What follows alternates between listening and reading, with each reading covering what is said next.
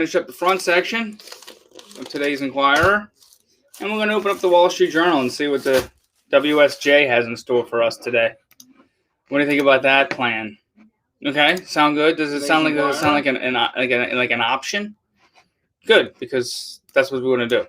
So, yeah, let's do it. Let's get started. What do you think? Let's go right with the front section, right, Marley? Let's get right to the front section. I think we were kind of before we sent Grace off to school. We were gonna get into this woman who was accused of stealing Nancy Pelosi's laptop. She needed a new Dell, you know. She needed a new Chromebook. A Harrisburg woman charged in connection with the January 6th riot at the U.S. Capitol told her former romantic partner that she stole House Speaker Nancy Pelosi's laptop with the intent of selling the device to Russia's foreign intelligence services.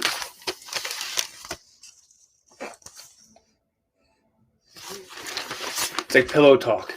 Hey, this is one of our last rendezvous. Before we split, I want to tell you something. To get us in the mood. I stole Pelosi's laptop. I'm going to sell it to the Russians. It's not hot.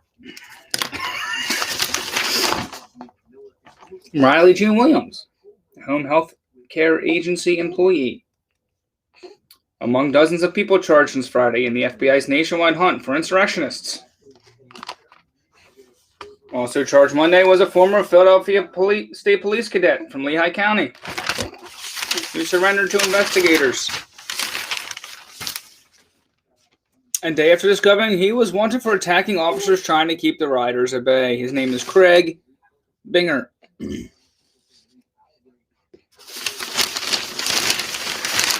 Craig Binger. Binger. Is that his name? I want to make sure I'm getting the right guy. I mean, I have a picture of him here, but I want to make sure he's the right guy. I'm not trying to slander Mr. Bigger. Yep, he is the 29-year-old former state police cadet. He told agency proactively decided to give himself up after the FBI began circulating his photo online in an attempt to identify him.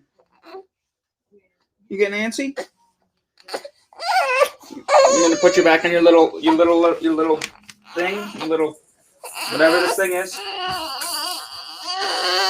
What do you think? Is this gonna be okay, or are you gonna be even more of a ruckus? Oh boy! Another exciting morning in the Petiti household. Mom. Come here. I'm gonna hold you like this. That good? What about this?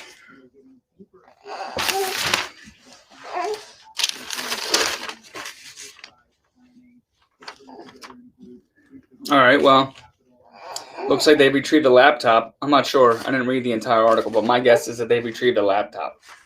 It didn't make it to Russia. Pennsylvania is preparing for a redistricting battle. All right, Marley. With partnership with the Pennsylvania legislature at peak levels, lawmakers this year are gearing up for the once-a-decade brawl to withdraw political districts. And the stakes couldn't be much higher. The state is set to lose a congressional seat. The representation of millions of people is on the line.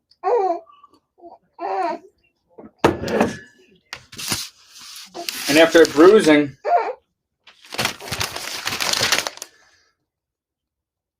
2020, marred by politicized court battles and misinformation, Republicans will have to do what seems impossible. Get along with the Debs. Okay.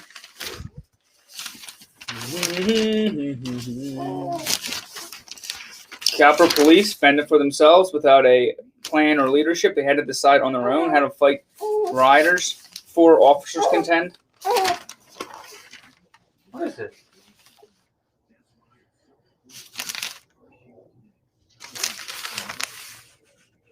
hard to read though because it kind of got folded here in the printing or the assembly. So I'm trying to make out the crease.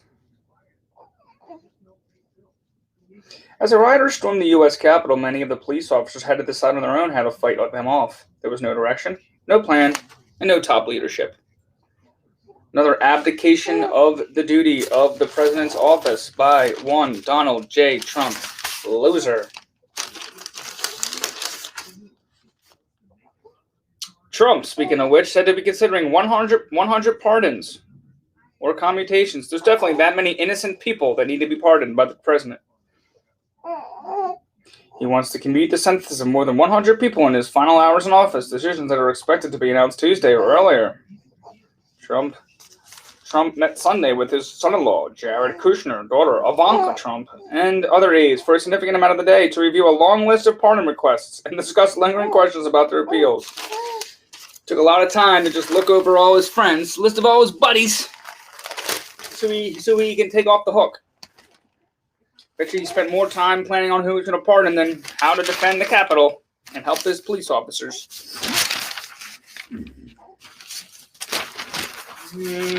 Oh, we have riots outside? We have rioting going on outside? Oh, can I say a list of who I'm supposed to pardon?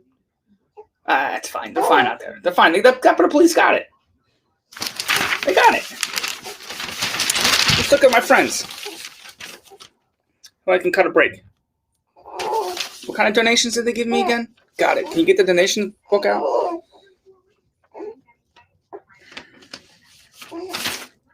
I don't mean like donations monetary. Like donations could mean wink, wink, nod, nod.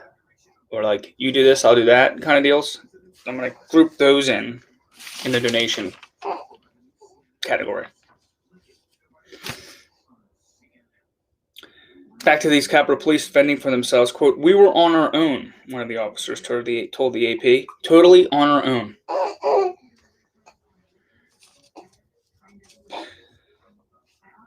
You got one of the officers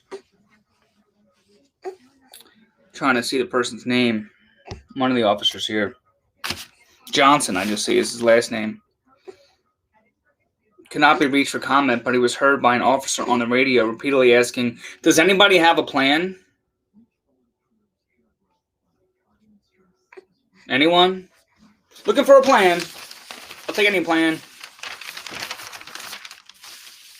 Hi, I'm opening applications for plans."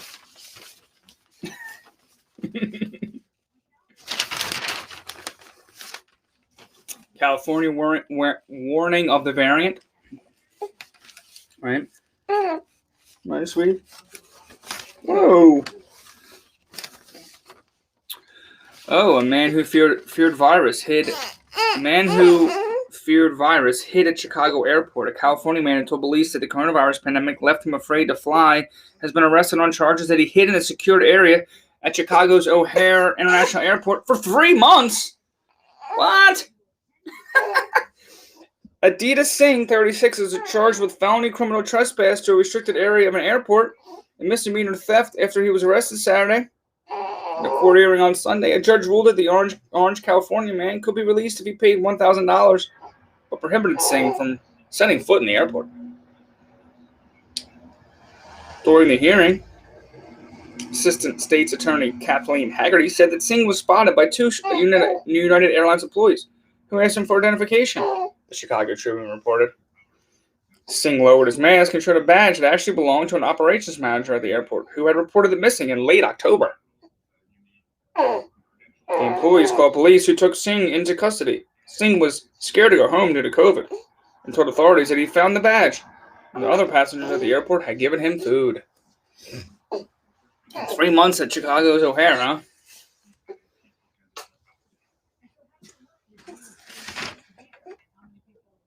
Would you spend 3 months in the airport? People were giving you food?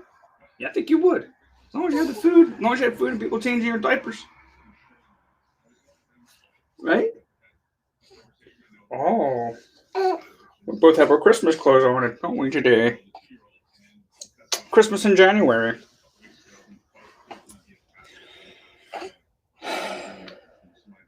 Whoa. All right, were you trying to crawl around a little bit on the float? Here, let me put you on the float.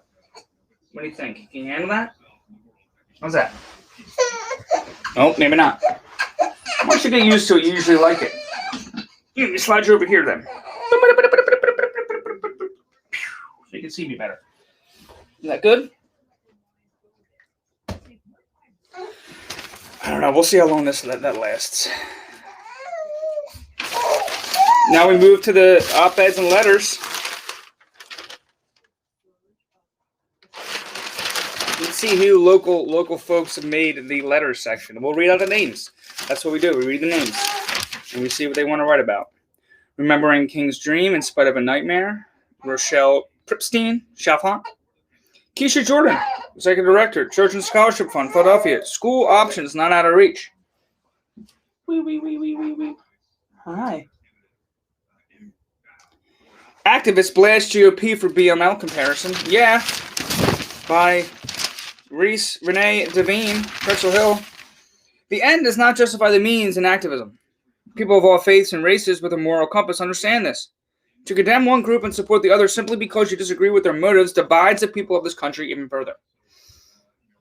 Just as prominent BLM activists distance themselves from provocateurs and brawlers, members of the Republican Party should be given the same allowance without being accused of making false equivalencies. Both groups have the right and a reason to peacefully protest, whether you believe their motive is just or false. Those who sacked the Capitol building should be prosecuted to the fullest extent of the law, as should those who sacked Philadelphia, destroyed police cars, threw bricks at cops, and stole from businesses. Different mob, motive, and setting, same behavior. I don't know if I would call it the same behavior, actually. No, I don't think it's the same when a person maybe throws a brick through a CVS storefront. Not good, not right, but different than breaking into the Capitol building and beating a police officer with a fire extinguisher, and an pole of the American flag, and what else happened? I don't know. Everything else that happened on the 6th, different. Okay. Why Trump won't pardon rioters? Mark Levine from Wynwood. Base stimulus on 2020 income. Henry Collinson, Aston. If income from 2019 is used as a basis to determine the amount of stimulus each person receives, it will not be an equitable distribution, nor will it be targeted to those who have suffered through 2020 as a result of the pandemic. In 2019, prior to COVID, people were employed and earning an income. In 2020, countless jobs were lost and continue to be lost. The amount of stimulus should be based on 2020 income, not 2019 income. This can be easily done by identifying the next stimulus as a tax credit against 2020 taxes. Those who file electronically can have their stimulus in a few weeks or less. Target the people who suffered in 2020, not those who did not suffer in 2019. I can't necessarily disagree. I've talked about it before. I said, if I get the stimulus check or they direct deposit it, I'm not going to return the money. Neither would you. But if they said, let's suss out the degrees of need and then filter the stimulus as such, and if that means look at 2020 as opposed to 2019, and it means I get less, or people who also maybe didn't have job losses get less, I understand it. I'm okay with it.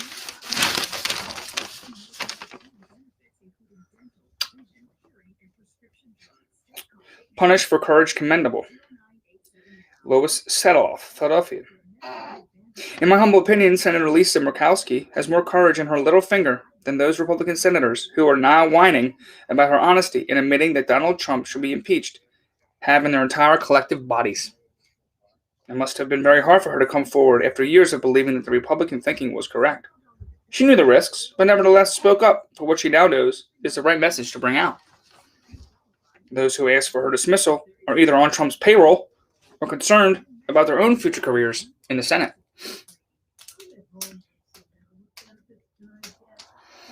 Another piece from Will Bunch here, The Moral Arc of White Supremacy. It's a choice between King's vision or the tyranny of a mob that tried to bludgeon it. Go on Inquirer.com if you want to read Mr. Bunch's full piece.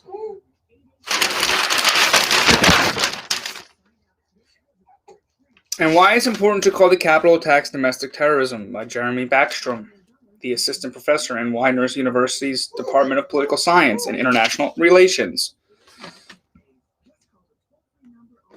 Let's read the last paragraph. Skip right to the chase. The importance of the domestic terrorism distinction lies in what we will do next. The end of Donald Trump's presidency does not resolve this issue. We must recognize the extent of extremism, and our de-radicalization and countering violent extremism programs must be recommenced and changed to address the real problem we have in American society. Read the whole piece on Inquirer.com by Jeremy Backstrom.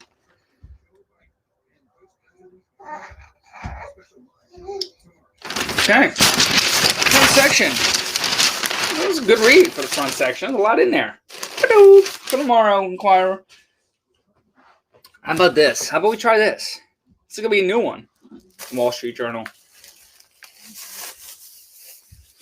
And then I got to move on from the reads today. I don't typically do the Wall Street Journal. This is going to be quite the experience separating sections of the Wall Street Journal. Let's see what it looks like. Front page.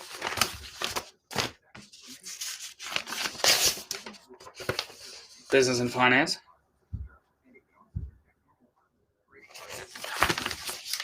A special journal report. Outlook 2021. Look at this special section. That's it though. 3 sections. What is the Wall Street Journal saying for 2021's outlook? What's their stance? For a new president, daunting and unprecedented challenges. Joe Biden faces a global pandemic and a large group of people who have been convinced his election isn't legitimate. And that's just the start of it. Here's a couple, the headlines for this section. The dollar's weakness is expected to linger. R10. What a Biden presidency will mean for business and the economy. R4. China Z plays a strong economic hand. R2. The biggest issues facing the tech industry this year. R6. Companies brace for new ESG rules. R9. Will COVID-19 shake up capitalism? Let's hope so. A slow recovery for the oil and gas industry as renewables rise. Also on this front page. Post-COVID recovery divides rich nations from poor. Otherwise known as the inequality gap widens.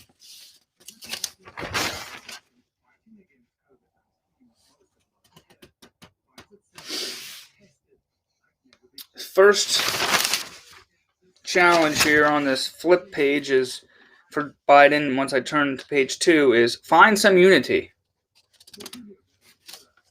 Here's a little graph. What is it exactly? Only about 1 in 5 Trump and Biden supporters surveyed last fall said they share the same core American values and goals. Not an encouraging stat. Not only do we percent of registered voters who say not only do we have different priorities when it comes to politics, but we fundamentally disagree about core American values. Among Biden voters, 80% say yep. Among Trump voters, 77%. We have different priorities when it comes to politics, but we share the fundamental commitment to the same core American values. Only 18% among Biden voters, 22% Trump. A country divided. Something needs to be done. By somebody. 5 biggest issues for tech firms. Let's see. Regulation. I mean, it's the Wall Street Journal after all. Regulation. Will big tech get bigger? Electric vehicles, cybersecurity, tech nationalism. By Stu Wu.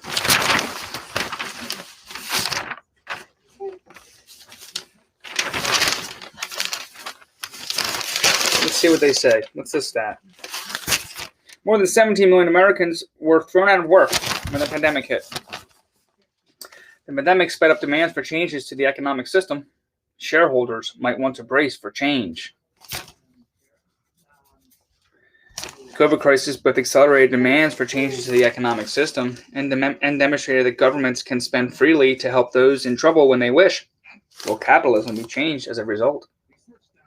To answer the question, it is worth looking back a decade to the aftermath of the global financial crisis. Occupy Wall Street was a protest group du jour, and governments had just allocated trillions of dollars to rescue the financial system. Aside from bank reforms, capitalism survived pretty much unscathed, which is pretty sad. This time might be different, because the past decade has prepared the ground for a shift to more interventionist government. The stunning shareholder returns of the past decade hang in the balance. Stunning shareholder returns.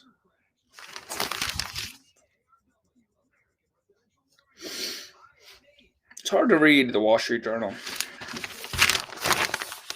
I'm realizing, and I've just literally read one special section and maybe 3 paragraphs of that special section at that.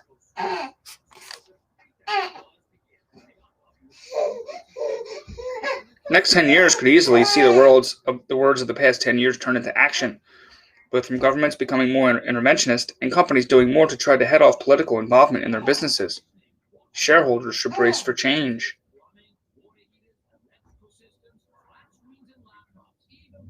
I mean, again, it's catered towards the shareholders. I mean, it's written, I guess, for the business folks. So, I guess I can't blame them for being concerned with how a capitalism evolution could affect stock prices. Is that what it is?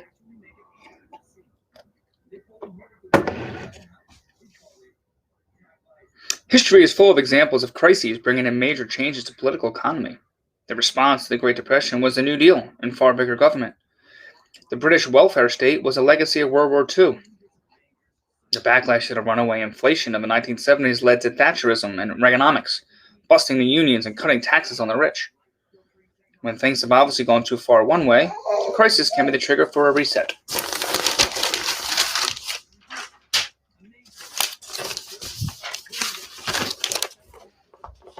Business and finance. Hey, having fun down there? Look at those legs go.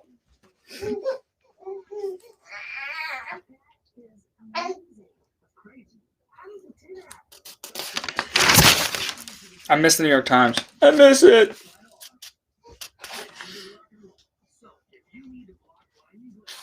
This is just not as much fun. Well, there's an article that I might want to get behind. Change How Social Media Shows the World. Personal Technology by Jonah Stern. Joanna, excuse me. It's hard to pinpoint exactly when we lost control of what we see, read, and even think to the biggest social media companies. Right, Marley? I put it right around 2016. That was the year Twitter and Instagram joined Facebook and YouTube in the algorithm future. Ruled by robots programmed to keep our attention as long as possible, they promoted stuff we'd most likely tap, share, or heart, and buried everything else. Bye-bye, feeds that showed everything that everyone we followed in an unending chronologically ordered river. Hello, high-energy feeds that pop with must clicks. Around the same time, Facebook, whose news feed has been driven by algorithms since 2009, hid the setting to switch back to most recent. No big deal, you probably thought, if you thought about it at all. Except opaque algorithms maximize the reach of the incendiary, the attacks, the misinformation, the conspiracy theories. They pushed us further into our own hyperpolarized filter bubbles. Quote, there are bad people doing bad things on the internet. QAnon, white supremacists. It's not that Facebook, YouTube, and other social media sites allow it on their platform. It's that they amplify it. That's Hanny Farade, a computer science professor at the University of California, Berkeley. Worst case scenarios are no longer just hypothetical. People are shown things that appeal most to them. They click, they read, they watch, they fall into rabbit holes that reinforce their thoughts and ideas. They connect with like-minded people. They end up in their own personalized version of reality. So how to resolve this, Joanna? 1, no algorithms, no ads.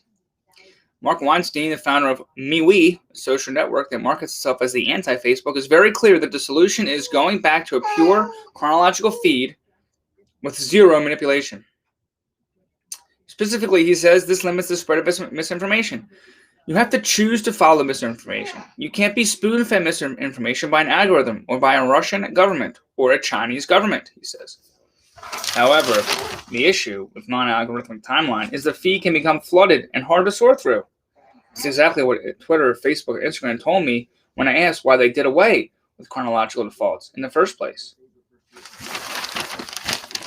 Maybe it's okay that it's not as seamless and it tastes a little bit, it's a little bit wonky. Maybe it's good for us. 2, deprioritize the destructive. Right, Marley? 3, give back control. The craziest idea of all?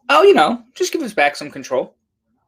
Facebook does allow you to see some information about why you are seeing something.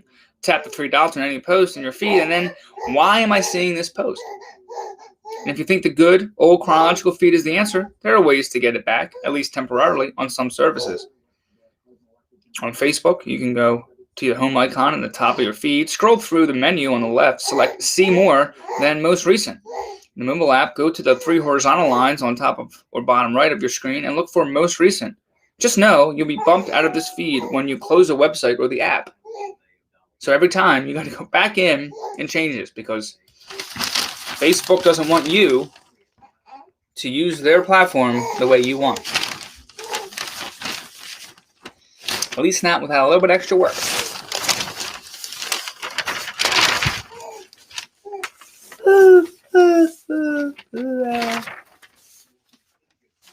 High fees for food delivery hit pockets. Consumers often pay too much, regulators say. Yeah, you agree, Marley? American consumers have been forced to eat food delivery costs sometimes nearly as big as the meals themselves, and regulators are fed up. New laws have been costly for delivery players that have been struggling to generate consistent profits lately. On its third quarter conference call, Uber, which owns and operates Uber Eats, suggested it wouldn't absorb all of the added costs related to the passage of Proposition 22 in California. Instead, Chief Financial Officer Nelson Chai said he expected additional wage or benefit costs to be passed along to customers. DoorDash and Grubhub said they are doing the same.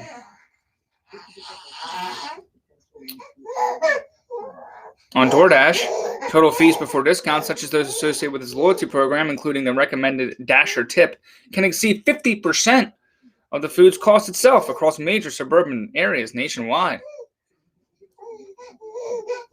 DoorDash has been transparent about hefty consumer fees.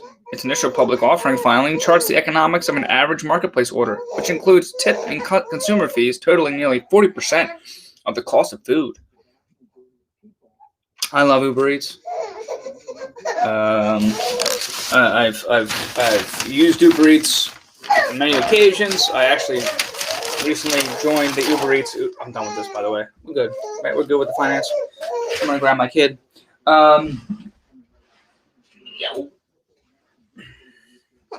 Hey. Yeah, I've done Uber Eats, mostly Donnie's. Yes, the additional charges they just add up, no doubt. Like the additional service fee and delivery fee, although there is a $0 delivery fee if you join the Eats Pass, which is $9.99 a month, I believe. You also get some other kind of perks and discounts, whatever else. But if you like convenient delivery of foods from restaurants all around you, at a tap of a button, they got you. They got us, Marley. All right. We got one more thing, and then we're done. Although, maybe the Times will show up somehow later on today, but I don't think so. I think this is what we're stuck with today. What's on the front page of the Wall Street Journal on Tuesday, January 19th? What is it? No, more about Trump's potential pardon list. Whoa. Movie release dates get rewritten by virus.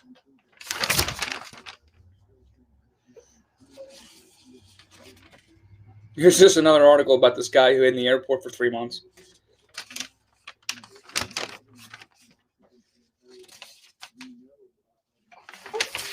I'm not seeing anything with my time. Proud Boys inspired by Trump. Messages suggest the far-right group interpreted the president's words as call to action. I'm not saying it. Wall Street Journal saying it. The message was sent to his on January 3rd, 3 days before the attack on the Capitol. Enrique Tarrio, leader of the far-right organization known as the Proud Boys, shared a cryptic post on the messaging app Telegram. What if we invade it? ? The message was sent to his more than 7,000 followers on the app, with the first reply reading, January 6th is D-Day in America.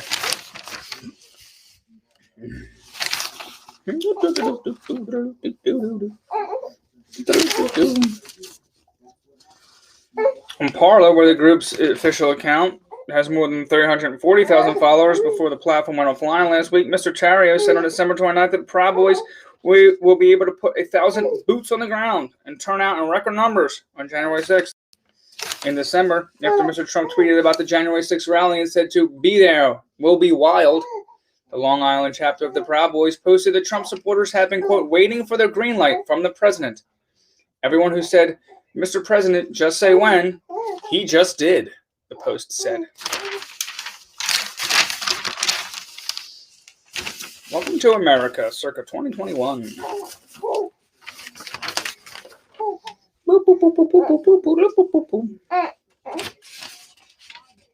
Norway warns against giving COVID vaccine to terminally ill. Okay. Norwegian Drug Agency on Monday warned medical authorities in the country not to administer the COVID-19 vaccine to terminally ill patients because a small number of the elderly people had died shortly after receiving the shot in recent days.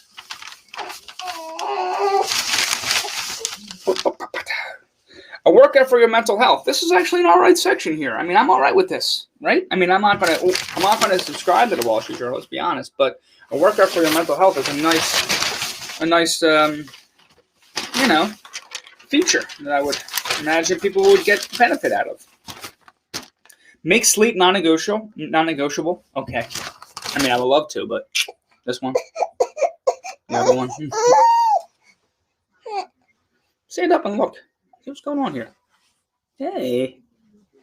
Well, hey. Make sleep non-negotiable. Set a routine. 7 to 8 hours of quality sleep, they're saying. Set a routine. They're saying get up at the same time each morning. Get dressed. Create a morning ritual. Many people write in a journal or set an intention for the day or read the newspaper live. Although just drinking coffee in the same chair works. Calm your mind. You can't cope with stress. Well, if your brain is on high alert at all times. She recommends beginning the day with 15 to 20 minutes of yoga, meditation, or prayer, then scheduling 4 mini interventions during the day, a 2-minute breathing exercise, or other quick tension releasing technique.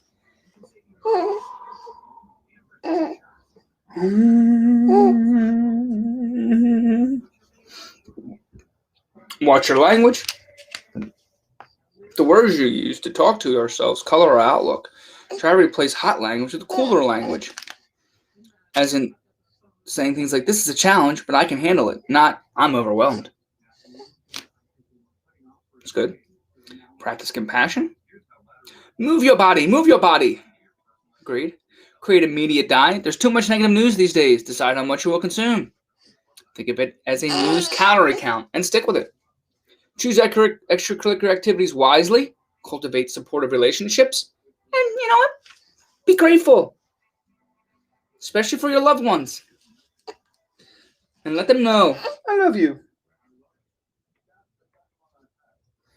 Everyone is feeling challenged. When I'm annoyed with someone in my life, I think of at least 5 things I love about that person. Often, I'm surprised that my list goes on and on. I'm smiling before I'm done counting. Yeah. Nice. Nice little column there. Thank you. Who are you? Thank you, Elizabeth Bernstein. Okay. How well can you read a masked face? Pop quiz. What? Pop quiz. What's the story with these people's expressions, huh? Top 1. A happy, sad, angry, surprised, afraid, disgusted.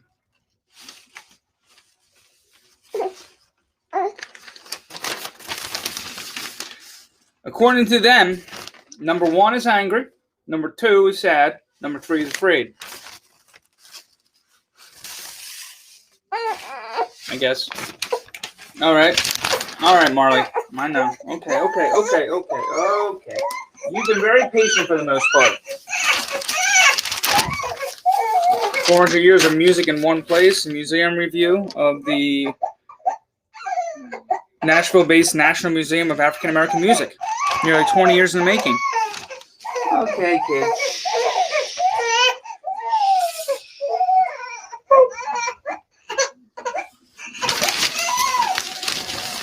Check that out on, I don't know, Google National Museum of African American Music to learn more about that. The geezer is still the GOAT. Tom Brady piece.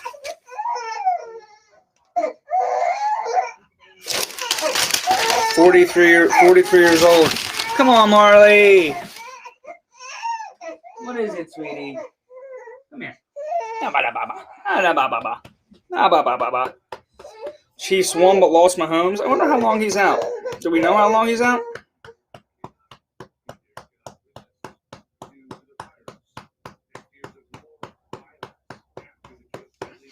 Mahomes' health and the results of this process will have a monumental influence on how the rest of the NFL season plays out. The Chiefs are the favorites to repeat as Super Bowl champions with him. They're underdogs to even get there without him. Do we know if he's playing? I guess it's too early. The concussion protocol has several steps of ramp-up before a player can fully return to the field, and Mahomes would have to progress through them. Even if he's finally cleared by the Chiefs' physicians, he has to be examined by an independent neurological consultant who must concur that the concussion has been resolved before he's allowed to participate in any practice or game. There's no set time frame, and there are complex questions including a player's own neurological history and their family history. I don't know. We'll see. Better Than Piracy, the Spotify Play, a book by Seven Carlson and Jonas Fund. It's a book about Spotify. And I guess the origins of Spotify.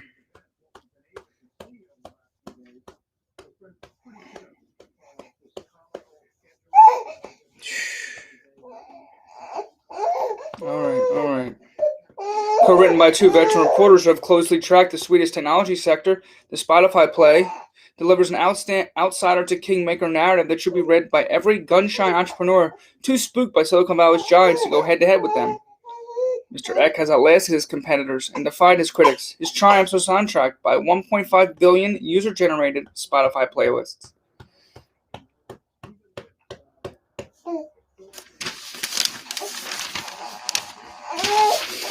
All right.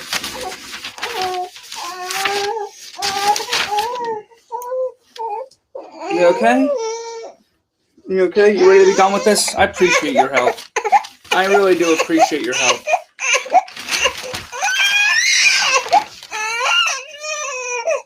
Oh. There's a lot of opinions and letters here in the Wall Street Journal. I'm noticing a lot. There's a lot here, Marley.